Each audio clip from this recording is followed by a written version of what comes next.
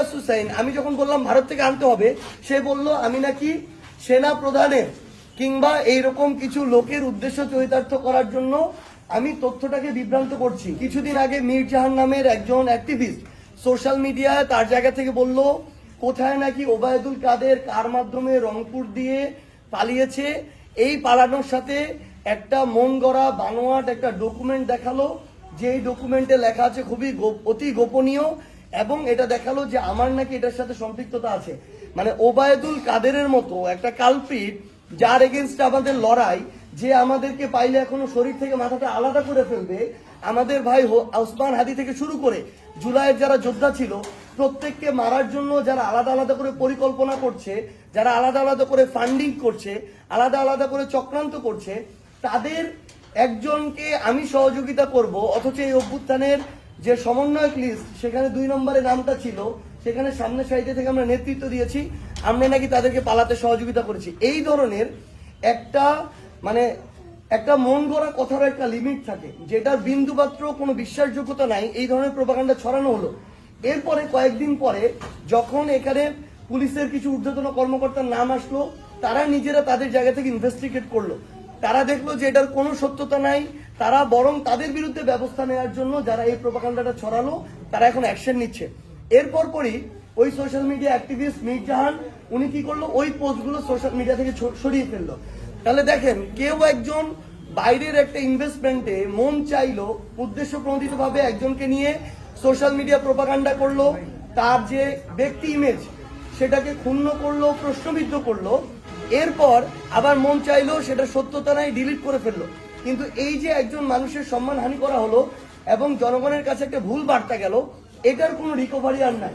আমরা আমাদের জায়গা থেকে মনে করি এর বিরুদ্ধে কড়া একটা ব্যবস্থা নেওয়া, সরকারের পক্ষ থেকে এই ব্যবস্থাগুলো নিতে হবে। ইলিয়াস হুসাইন আজকে থেকে কয়েকদিন আগে আবার পোস্ট দিয়েছে যে আমি আমার জায়গা থেকে সোশ্যাল মিডিয়ায় পোস্ট দিয়েছিলাম যে ভারত থেকে আমাদের হাদি ভাইয়ের খুনিকে ফিরিয়ে এনে নির্বাচনের আগে তার বিচার নিশ্চিত করতে হবে এবং রায় কার্যকর করতে হবে। ইলিয়াস হুসাইন তার জায়গা থেকে আমার ওই ফেসবুক পোস্টটাকে স্ক্রিনশট দিয়ে নিয়ে পোস্ট দিল, আমি নাকি আমার জায়গা থেকে সেনা প্রধানকে সহযোগিতা করেছি গাড়ি দিয়ে ওবায়দুল কাদেরকে পার করতে। মানে বাংলাদেশের বা একটা রাষ্ট্রের সেনা প্রধানের এত আকাল অবস্থা এসেছে যে তাকে আমার গাড়ি দিয়ে সহযোগিতা করতে হয় তার একটা কাজের জন্য। এইরকম যদি একটা দেশের সেনাপ্রধানের অবস্থা হয় তাহলে তো তার গলায় দড়ি দেওয়া উচিত। এবং আমরা আমাদের জায়গা থেকে মনে করি এই ইলিয়াস হুসাইন সহ এইরকম সোশ্যাল মিডিয়া কিছু অ্যাক্টিভিস্ট আছে, তারা হয় উদ্দেশ্য প্রণোদিত ভাবে অথবা কারো ফান্ডিং এ অথবা কারো এজেন্ট হিসেবে বাংলাদেশের মানুষের আবেগকে নিয়ে তারা খেলা করে, এবং তারা তাদের জায়গা থেকে কোনো প্রকার সত্যতা ছাড়া, তথ্যের যাচাই বাছাই ছাড়া তারা তাদের জায়গা থেকে বিভিন্ন মানুষকে হাওয়া প্রতিপন্ন করে। কারণ তাদেরকে তো আইনের আওতায় আনা যাচ্ছে না। আমরা তাদের অভ্যুত্থানের সময়কার বা পূর্ববর্তী যে কার্যক্রম ছিল সেগুলোর জন্য তাদের প্রতি আমাদের শ্রদ্ধা থাকবে, কিন্তু তারপরে যা করবে তাই করে তারা পার পেয়ে যেতে পারে না। তার মন চাইলো সে একটা সোশ্যাল মিডিয়া পোস্ট যা ইচ্ছা তাই দিয়ে দিল এবং এরপরে মানুষকে বিভ্রান্ত করলো, তার বিরুদ্ধে কোনো ব্যবস্থা নেওয়া হবে না, এটা হইতে পারে না।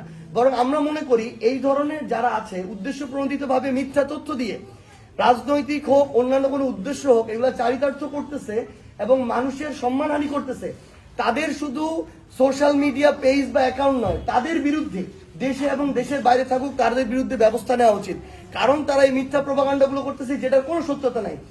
এই ইলিয়াস হুসাইন আমি যখন বললাম ভারত থেকে আনতে হবে, সে বলল আমি নাকি সেনা প্রধানের কিংবা এইরকম কিছু লোকের উদ্দেশ্য চরিতার্থ করার জন্য আমি তথ্যটাকে বিভ্রান্ত করছি। সে বলতেছে মিরপুর ডিওএইচএস এ নাকি আমাদের হাদি ভাইয়ের খুনি আছে, অথচ গতকালকে ডিবি প্রধান এবং আজকে বাংলাদেশের মেইন স্ট্রিম সকল মিডিয়া আবার বলল যে আমাদের হাদি ভাইয়ের যে খুনি, ওই খুনি এখনো ভারতে অবস্থান করছে। তার মানে সে যে মিরপুর ডিওএইচএস এর কথা বললো, তাহলে সে নিশ্চয় কোনো এজেন্সির হোক এজেন্টের হোক হয়ে উদ্দেশ্য প্রণোদিত ভাবে একটা ফান্ডিং পেয়ে টাকার বিনিময়ে বা অন্য কোনো কিছুর বিনিময়ে এই কাজগুলো করছে। তাদের বিরুদ্ধে এই ব্যবস্থাটা নেওয়া উচিত।